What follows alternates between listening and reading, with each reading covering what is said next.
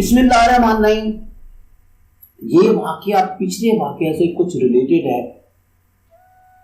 سلیمان علیہ السلام نے خود سے یہ گفتگو کر کے بلقیس کے نام ایک خط لکھا، جس کا مضمون آگے قرآن میں بھی مذکور آیا ہے اور حضور کے حوالے کیا۔ وہ اس کو چونچ میں لے کر چلا اور اکیلے یا مجلس میں بلقیس کے پاس ڈال دیا۔ بلقیس نے پڑھ کر اپنے سرداروں کو مشورہ کے لیے جمع کیا اور کہا کہ اے اہل دربار، میرے پاس ایک خط جس کا مضمون نہایت باوقت اور عظیم الشان ہے ڈالا گیا ہے۔ باوقت اس لیے کہ حق معنی مضمون ہے، جس میں باوجود انتہائی اختصار کے اعلیٰ درجے کی بلاغت ہے، اور وہ سلیمان کی طرف سے ہے۔ اور اس میں یہ مضمون ہے کہ اول بسم اللہ الرحمن الرحیم، اور اس کے بعد یہ کہ تم لوگ یعنی بلقیس اور سب ارکان بادشاہ جن کے ساتھ عوام بھی وابستہ ہیں، میرے مقابلے میں تکبر مت کرو اور میرے پاس تابع دار ہو کر چلے آؤ۔ مقصود تمام کو دعوت دینا، اور یہ لوگ سلیمان علیہ السلام کا سب پہلے حال سن چکے ہوں گے۔ وہ سلیمان علیہ السلام ان لوگوں کو نہ جانتے ہوں، اور اکثر ایسا ہی ہوتا ہے کہ بڑے چھوٹوں کو نہیں جانتے اور چھوٹے بڑوں کو جانا کرتے ہیں۔ اور یا خط آنے کے بعد تحقیق کر دیا ہوگا، اور خط کے مضمون کی اطلاع دینے کے بعد بلقیس نے یہ کہا کہ اے اہل دربار، تم مجھ کو میرے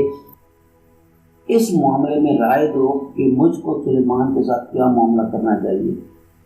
اور میں کبھی کسی بات کا قطعی فیصلہ نہیں کرتی، اور جب تک کہ تم میرے پاس موجود نہ ہو اور اس میں شریک اور مشیر نہ ہو۔ وہ لوگ کہنے لگے کہ ہم نے اپنی ذات سے ہر طرح سے حاصل ہیں، اور اگر مقابلہ اور لڑنا مسئلہ سمجھے جائے تو ہم بڑے طاقتور اور بڑے لڑنے والے ہیں، اور آگے اختیار تم کو ہے،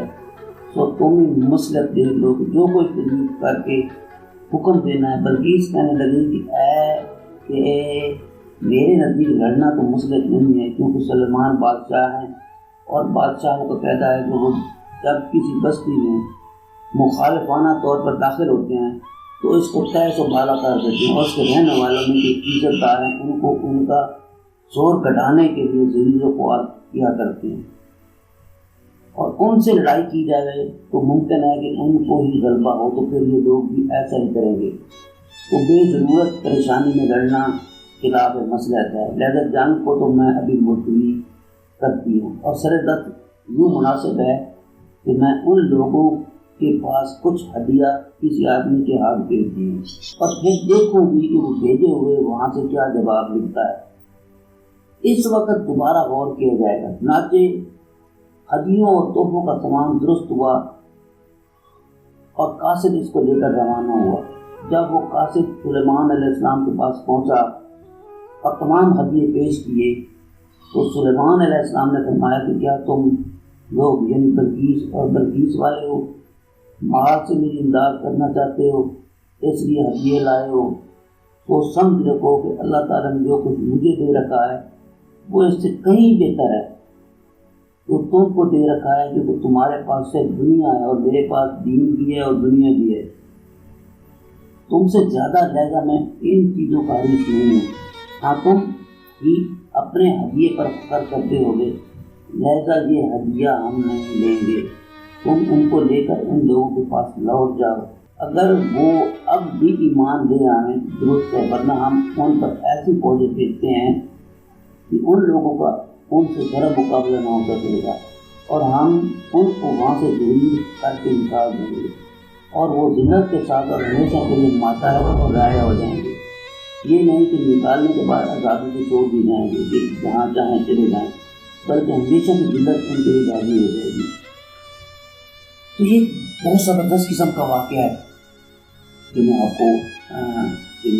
سنایا ہے۔ قرآن کی پوری جو ہے اس کی وضاحت کی گئی ہے، اس میں مسائل ہیں، بہت سی باتیں ہیں۔ تو یہ تھوڑا سا کہ میں آپ کو ترجمہ اور تشریح کر کے بتاتا ہوں۔ ابن عباس، قتادہ، ظہیر وغیرہ نے کتاب مختوم سے کی ہے، جس سے معلوم ہوا ہے کہ حضرت سلیمان علیہ السلام نے خط پر اپنی مہر ثبت فرمائی تھی۔